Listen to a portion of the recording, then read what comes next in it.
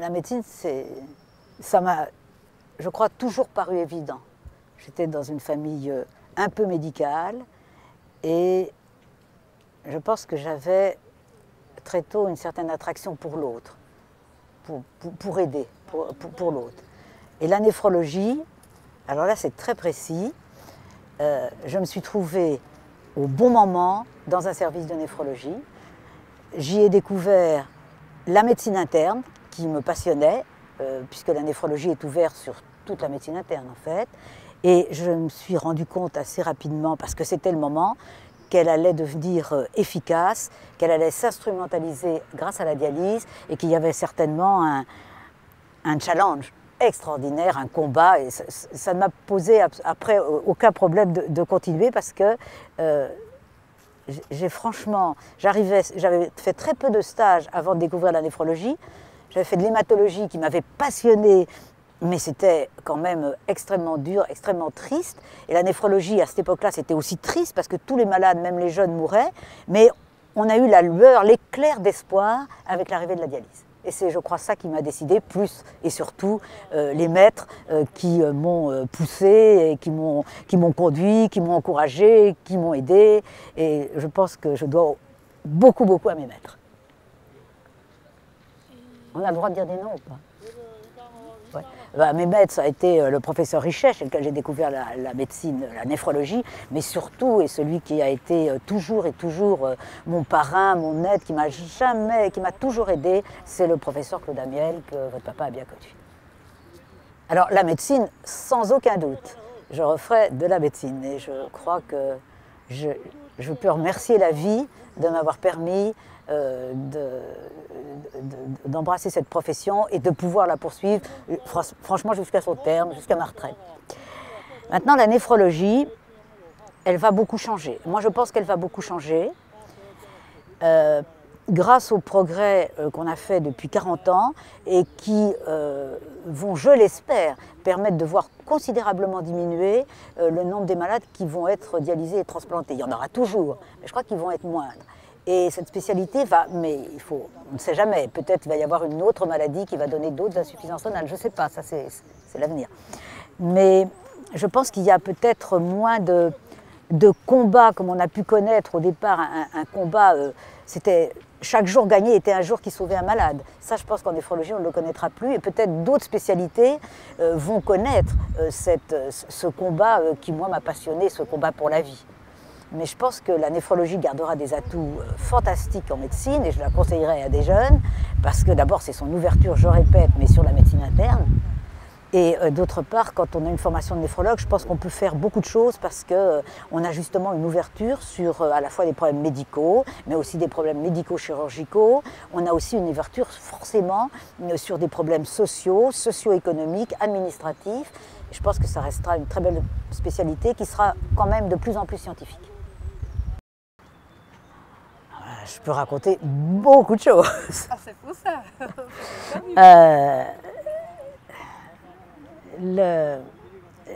Les premiers malades dialysés, l'expérience, entre guillemets, c'est pas une expérience sur des malades, mais enfin les premiers faits relatés, c'est 1960 au Congrès d'Évian.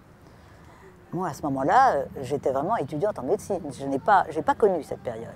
Et je suis arrivée en néphrologie en 1963-64. Et à cette époque-là, à Paris, on ne parlait pas de dialyse chronique. On n'en parlait pas. On en parlait comme de quelque chose qui se passait aux États-Unis, sur la côte ouest. Quelques médecins, mais surtout en province, pas tellement à Paris, mais enfin quelques médecins quand même commençaient à y penser à Paris, mais ce n'était pas la préoccupation. À l'hôpital Tonneau où j'étais, en 1964, il n'y avait pas de moyen de dialyser les malades, sauf la dialyse péritonéale pour quelques malades aigus qui avaient une insuffisance rénale très brève et qu'on arrivait à traiter comme ça. Et l'explosion, ça a été les années en France, enfin moi ce que j'ai connu, je ne dis pas pour toute la France, mais ce que j'ai connu à Paris, l'explosion, ça a été les années 64-67. Et le premier rein artificiel à l'hôpital Tonneau, pour les chroniques, il a été installé à Noël 65. Mais à cette époque-là, le rein, il avait été installé pour faire de la dialyse aiguë, il était dans le service de réanimation. Et les premiers malades qu'on a soignés en chronique, on les soignait la nuit sur les 2 appareils qui, dans la journée, étaient réservés aux malades atteints d'insuffisance rénale aiguë.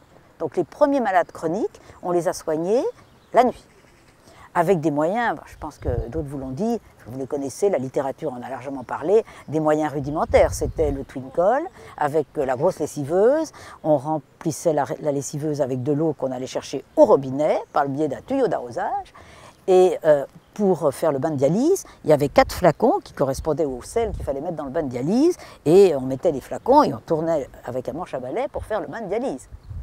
Et le premier grave accident que j'ai vu, c'est un oubli d'un des flacons de sel, donc un bain non conforme avec des conséquences sur le malade qui ont été très fâcheuses.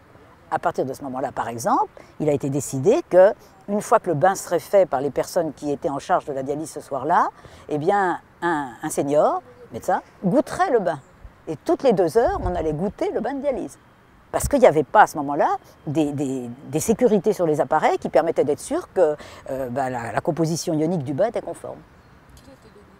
Bon, c'était un goût salé, c'était un goût, je crois d'ailleurs que, bon, il y avait un petit peu de théâtre, là, il me semble, parce que je ne suis pas absolument sûre que notre goût était suffisamment à 3 heures du matin et c'est suffisamment affiné pour... Mais ça avait permis de motiver tout le monde à l'importance de la composition du bain de dialyse. Ça paraît maintenant évident, il y a des machines, le bain s'arrête, etc.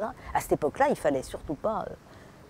Alors maintenant, les premiers malades, moi j'étais jeune et c'est pas moi qui les ai choisis.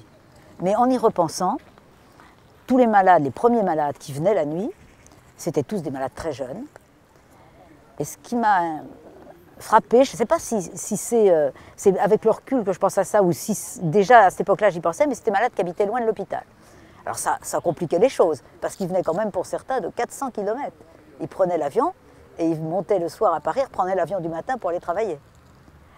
Il y a une maman dont j'ai le souvenir très très ému, qui habitait à 200 km de Paris, à une époque où il n'y avait pas de TGV, et elle venait 2 nuits par semaine, et elle m'avait raconté qu'elle disait à ses enfants qu'elle travaillait à Paris parce qu'elle ne voulait pas choquer ses enfants et parler maladie.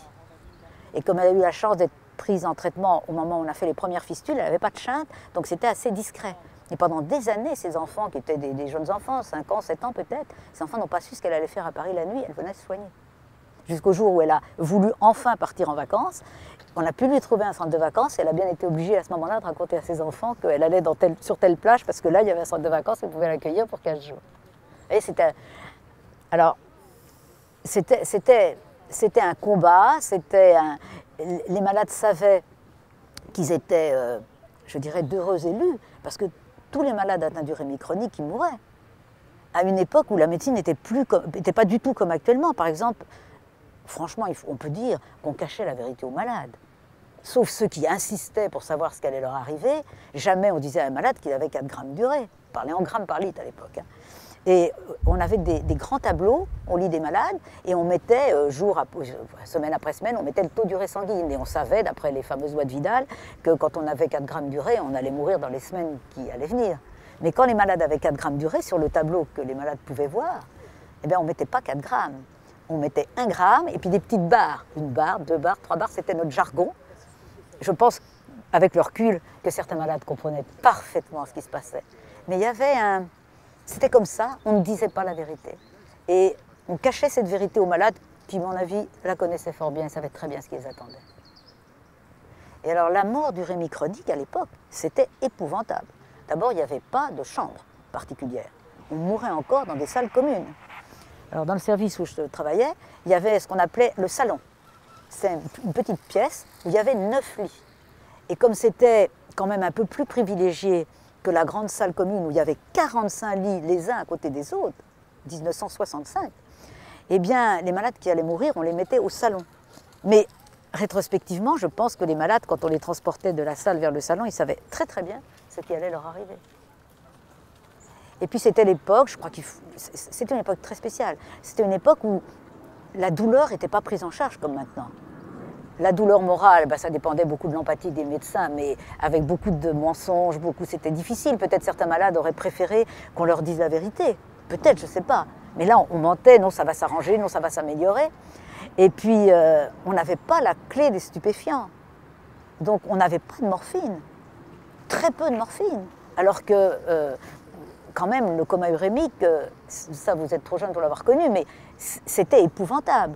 Le malade, il avait des phases où il était un peu comateux, mais beaucoup de phases où il était au contraire parfaitement présent, capable de soutenir une conversation.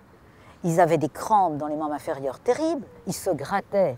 C'était le prurite de l'insuffisance rénale à la phase terminale. Chez certains malades, c'était affreux, ils se déchiraient la peau.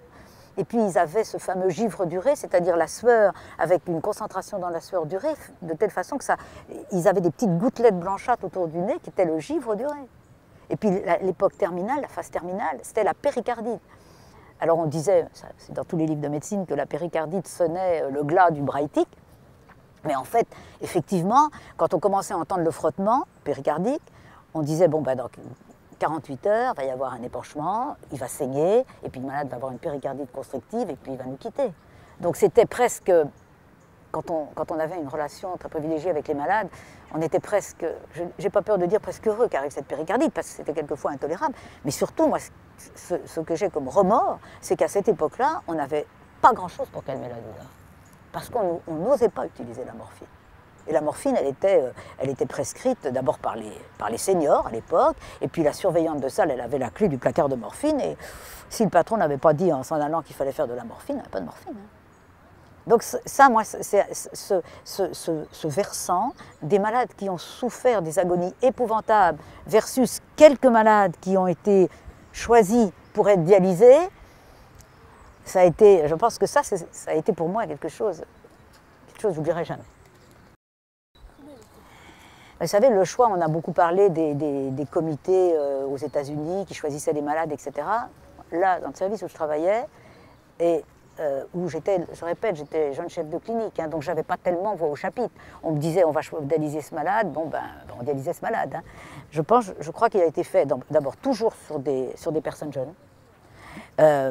Sur des personnes que nos maîtres à l'époque devaient considérer comme ayant quand même un certain équilibre psychologique leur permettant de faire face à ça, parce que maintenant ça paraît évident, vous avez la suffisance rénale, on vous dialyse, enfin c'est pas si évident que ça même maintenant, mais à l'époque c'était quand même, j'ose pas dire ce mot, mais un peu expérimental. Hein. On avait bien l'expérience de Seattle, mais enfin c'était un combat. Hein.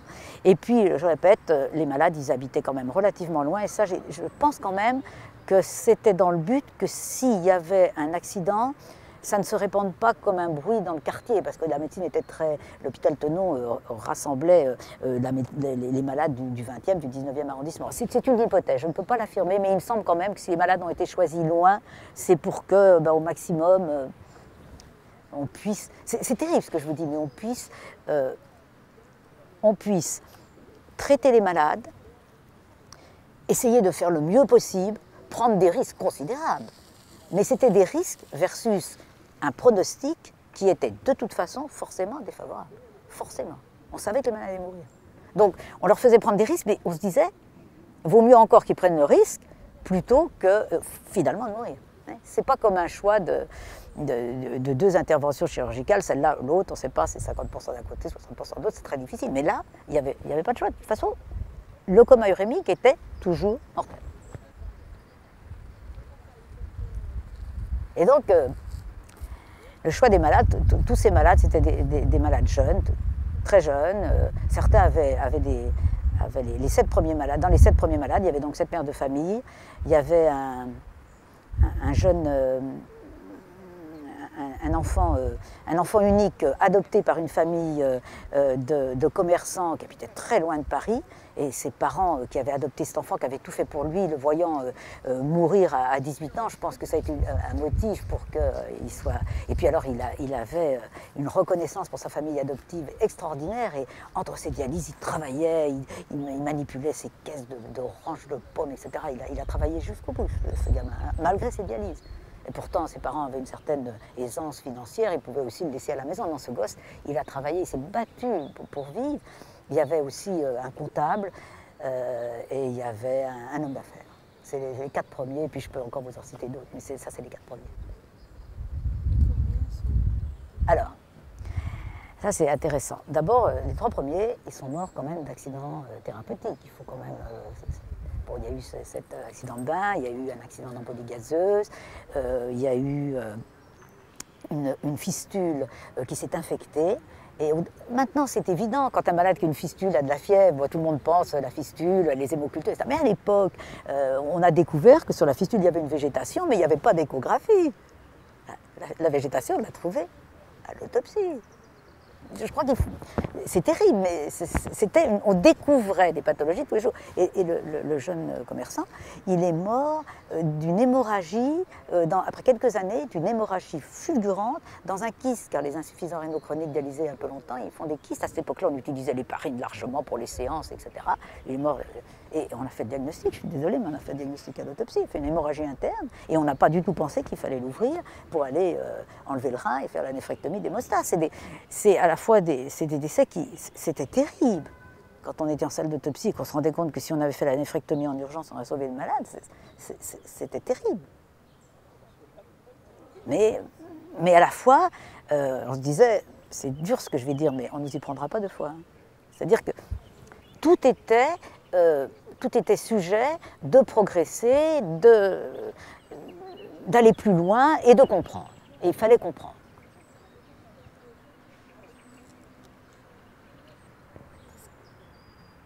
Oh, je pense qu'en France, je pense qu'on a plus senti ce choix des malades beaucoup plus tard, parce que jusqu'en 74-75, il y avait un manque de moyens qui n'était pas du tout lié à une volonté de ne pas traiter les malades, mais il fallait le temps de mettre en place les structures, d'avoir les moyens. Et c'est vrai qu'en France, il y a eu une volonté des maîtres de l'époque d'assurer que ce ne soit pas simplement un combat pour dialyser le plus de malades possible, le plus vite possible, etc. Il y a eu un combat, une organisation pour essayer de prendre le plus rapidement possible tous les malades, mais dans le cadre d'une organisation d'abord qui s'étende sur tout le territoire français. Donc il y a eu une limitation à la création des centres de dialyse, parce que bien sûr chacun avait envie d'ouvrir un centre de dialyse. C'est plus agréable de l'ouvrir à Paris que dans une région moins agréable à vivre. Donc il y a eu un effort avec une commission nationale d'hémodialyse qui s'est penchée sur les autorisations pour les ouvertures de centres. Il y a eu un quota de postes de dialyse par million d'habitants qui a eu des effets ennuyeux, c'est sûr, parce que ça a un petit peu freiné les choses, mais ça a permis un développement sur tout le territoire. Et puis pour essayer de traiter plus de malades, et pour moins cher, parce qu'il y avait quand même déjà des contraintes économiques, hein, c'est pas de ce jour seulement, il y a eu un envol pour la dialyse à domicile avec tous les problèmes qu'elle a pu apporter en bon, mais aussi en négatif. Hein, et la dialyse à domicile, on a beaucoup poussé. Pourquoi? Parce que ça permettait effectivement de prendre un malade, parce que alors là, il n'y avait pas le frein, ni des structures, ni économiques. Il suffisait que le malade accepte de se former avec sa famille, et puis on pouvait le mettre en dialyse. Ça a été moi je pense que ça a été le gros moteur de la dialyse à domicile, de l'hémodialyse à domicile. À l'époque, alors l'hémodialyse à domicile retrouvera peut-être d'autres moteurs dans les années à venir, mais pour l'instant, c'est en France quand même pas ce que les malades choisissent, ni les médecins. Moi, je pense que l'hémodialyse à domicile, quand l'indication est bien posée, eh bien c'est une excellente méthode. Mais il y a très peu de malades qui remplissent toutes les conditions pour que l'hémodialyse à domicile soit un succès. Et je pense qu'en particulier, l'hémodialyse à domicile, c'est quand même le succès du couple. Si vous avez affaire à un homme ou une femme jeune, relativement jeune encore, avec un couple déjà formé, déjà solide, des objectifs partagés, etc., l'hémodialyse à domicile, je ne dis pas que c'est une joie, mais ça ne va faire que peut-être même fortifier la relation, fortifier le couple. C'est l'aide qu'on donne à son conjoint, celui qu'on aime, celui qui va élever les enfants avec vous, etc. Mais pour un couple solide, combien il y a de couples qui sont déjà en difficulté? Et alors quand arrive la maladie, il arrive souvent une restriction d'argent parce que celui qui est malade, il travaille quand même moins, et on fait porter à la famille toute la charge de la maladie en amenant les appareils de la structure à la maison. Et puis, souvent quand quelqu'un est malade dans une famille, enfin je pense que souvent quand quelqu'un est malade dans une famille, toute l'attention du conjoint, elle va se reporter sur celui qui est malade. Mais quel va être le retentissement sur les enfants? Et moi, je suis frappée, parce que mon âge fait que je vois beaucoup de malades qui sont jeunes, mais qui ont connu leurs parents en hémodialyse à domicile et qui me racontent des choses qui me fait leur dire heureusement qu'il y a eu l'hémodialyse à domicile parce que probablement votre parent n'aurait pas été sauvé à ce moment-là puisqu'il y avait cette solution. Mais ils me disent, la première chose qu'ils me disent, moi je ne me dialyserai jamais à domicile. Et à l'inverse, un petit nombre de malades, enfin plutôt de jeunes qui ont connu leurs parents en hémodialyse à domicile, vous disent j'espère que si un jour je suis confrontée à ce problème, je pourrai avoir le soutien affectif de ma famille pour être dialysée à domicile. Mais pour un succès, je dirais, sur toute la ligne, c'est-à-dire technique, affectif, humain, etc., de l'hémodialyse à domicile, il y a quand même eu beaucoup de dégâts. Enfin, vous voyez, c'est très dur ce que je dis, mais je le dis comme je le ressens. C'est un choix qu'il faut ouvrir, mais c'est un choix, si vous voulez, en plus, moi je pense que quand on l'ouvre ce choix, il faut bien dire au conjoint, celui qui va s'occuper, que si ça ne va plus, il ne faudra pas qu'il le vive comme un échec, il ne faudra pas qu'il se culpabilise. Or le problème, c'est que très souvent, le malade, il s'organise, il est mieux à domicile, et il ne veut pas revenir en centre. Et il y a une espèce de non-dit qui se crée et qui fait que le conjoint n'ose plus lui dire « moi c'est trop lourd, j'en peux plus ».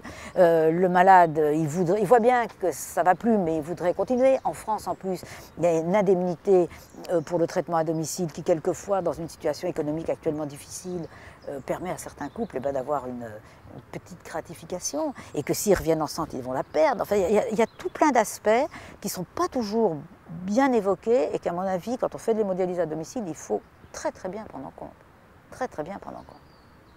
Puis les logements sont... Alors s'il y a d'autres techniques d'hémodialyse à domicile avec des appareils moins sophistiqués, pas de traitement d'eau, etc., tout ce qu'on voit se profiler pour les années à venir, peut-être qu'on reviendra.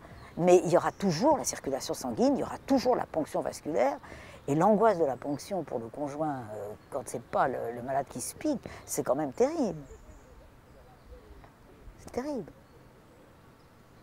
Et puis on pense que les malades sont bien formés. Je pense qu'ils sont bien formés, on fait tout ce qu'on peut, on fait des checklists avant de les installer, etc. Mais moi j'ai quand même été très très frappée par un ingénieur qui avait une très très grosse position et qui avait choisi l'hémodialyse à domicile.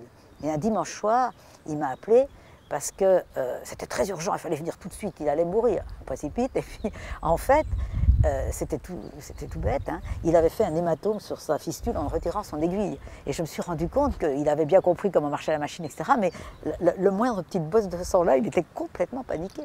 Complètement paniqué. Pourtant, il avait une formation intellectuelle, il faisait ça depuis 6 mois, etc. Donc on dit qu'ils sont bien formés, et puis l'angoisse peut venir à n'importe quel moment.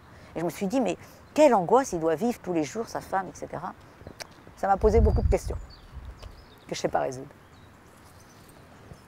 Mais il y a des médecins qui vous raconteront des dialyses à domicile qui ont été formidables. Les familles ont vécu des choses extraordinaires. Parce que ça a été le dévouement de l'un pour l'autre et la courte échelle pour vivre, etc. La confiance qui se faisait mutuellement. Alors ce qu'il faudrait trouver aussi, il me semble, pour les hémodialyses à domicile, c'est la possibilité, de temps en temps, de franchement soulager les familles. C'est-à-dire que les malades puissent, par exemple, partir en vacances, être sans problème accueillis dans un centre, qui soit dialysé par du personnel complètement différent, et pendant ce temps-là, celui qui assiste à l'année, il puisse prendre un peu de vraies vacances. Peut-être une histoire à la fois tragique, mais qui s'est bien terminée, drôle et qui doit rendre très modeste les médecins.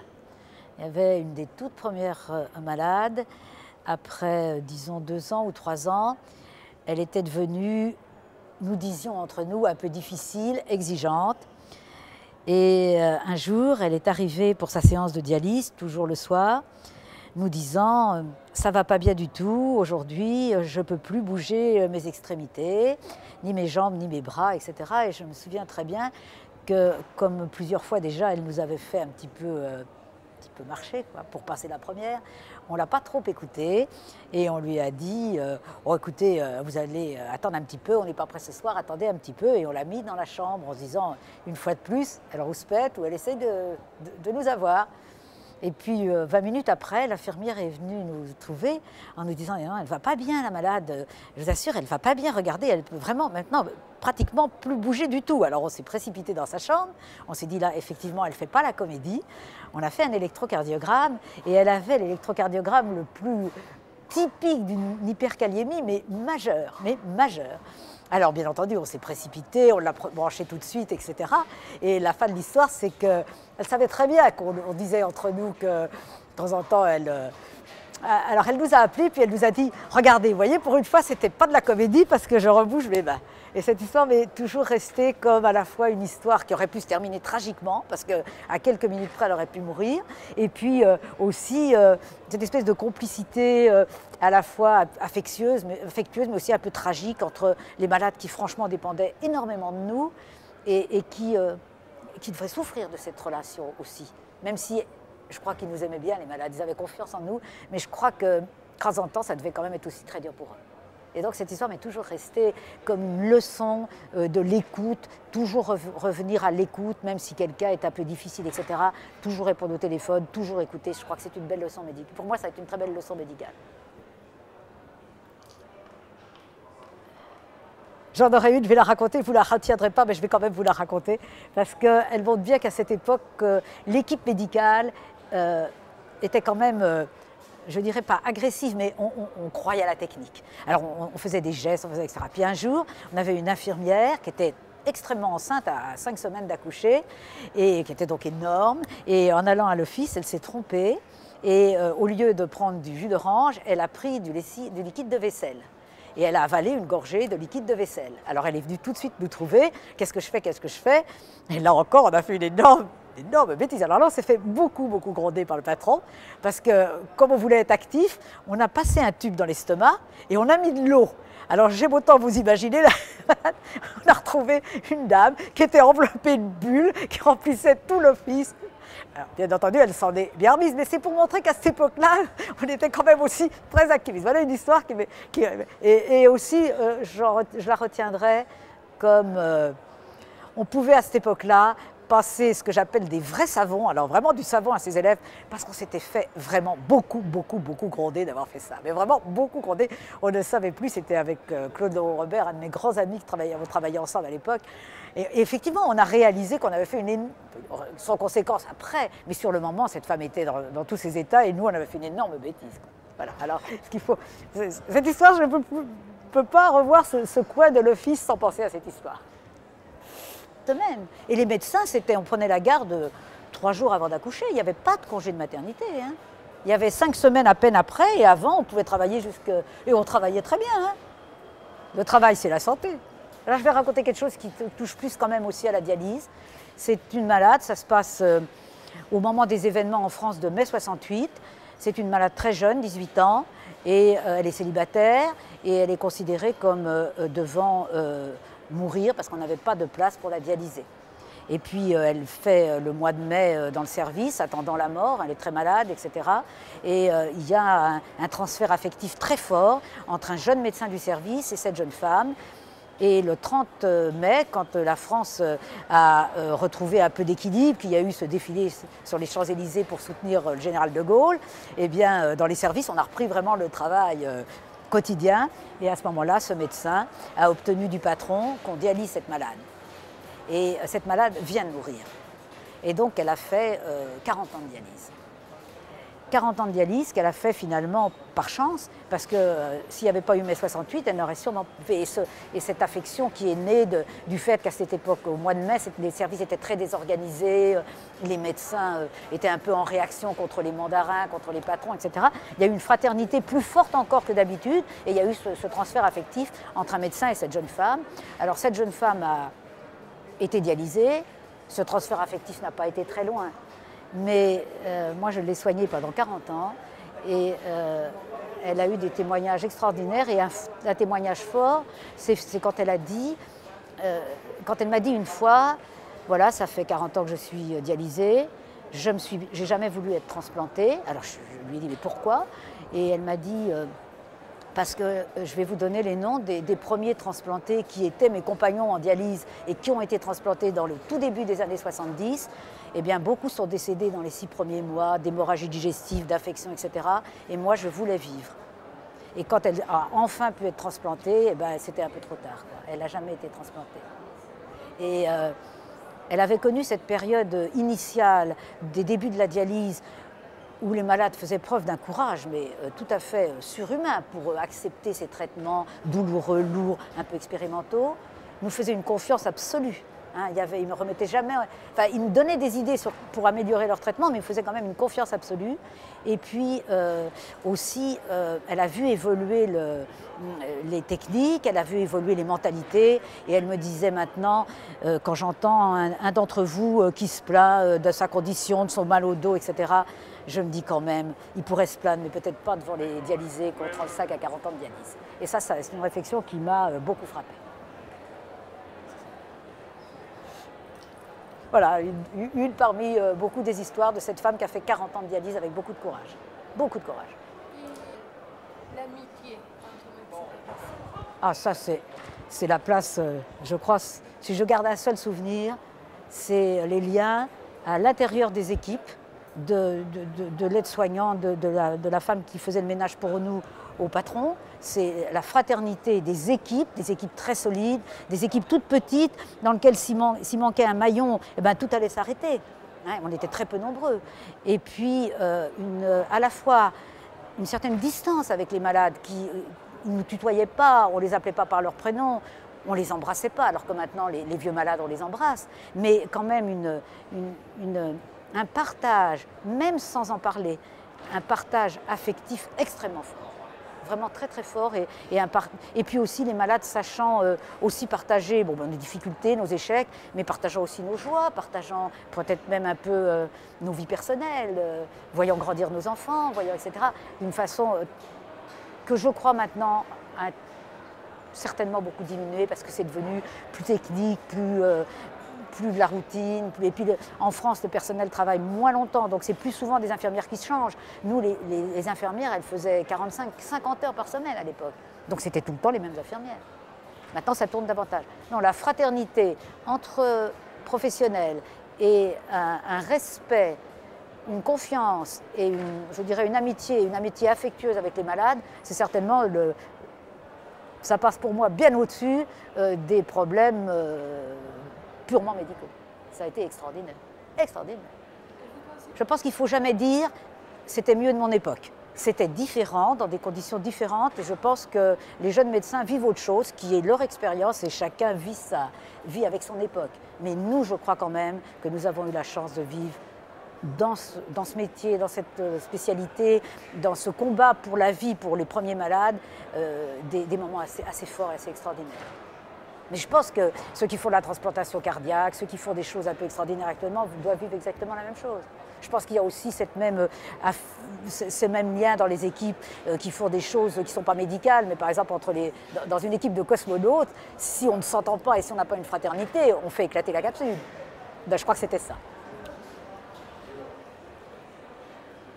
Ben, ce tableau m'inspire une remarque, c'est qu'il est écrit que très peu de femmes s'engageaient en néphrologie à l'époque héroïque du début, mais en fait il y avait très peu de femmes en médecine, et c'était pareil dans toutes les spécialités. Et si ce tableau peut me suggérer quelque chose, c'est quand même une très grande gratitude par rapport à quelques-uns de nos maîtres qui ont accepté de faire confiance à quelques femmes. Et alors là, en particulier, je citerai le nom de Claude Amiel, qui m'a tout appris, qui m'a toujours fait confiance et qui m'a franchement poussé à faire une spécialité et à rester active, alors que peut-être tout naturellement je serais restée sur une vie familiale qui, lorsqu'il est venu me chercher, me convenait assez bien.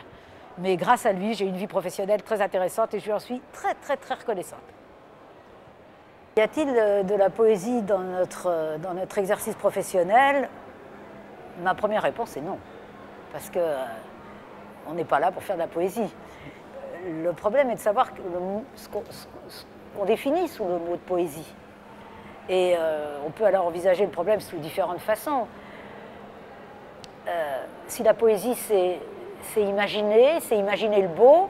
Et ben effectivement, quand on soigne des malades, on imagine qu'on va les guérir et on imagine qu'on les guérit dans de belles conditions. Donc on peut dire que c'est de la poésie, mais ça, c'est pas une bonne réponse.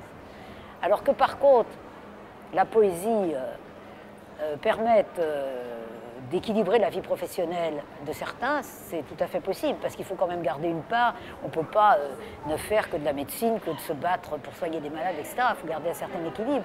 Je pense que la poésie, dans son côté beau, rêve, imagination, ça tient une place dans la vie de chacun d'entre nous. Et je pense que ça a tenu sûrement une bonne place, une part importante dans la vie de certains malades. Et certains malades ont peut-être survécu parce que justement, ils se sont réfugiés dans le rêve imaginatif, dans le rêve des choses belles, et qu'en rêvant à des belles choses, ben, ils ont trouvé le courage de supporter le quotidien qui n'était pas toujours poétique. Voilà ce que je dirais à cette question qui me paraît quand même particulièrement difficile, surtout sans avoir eu le temps d'y réfléchir beaucoup. C'est la spontanéité.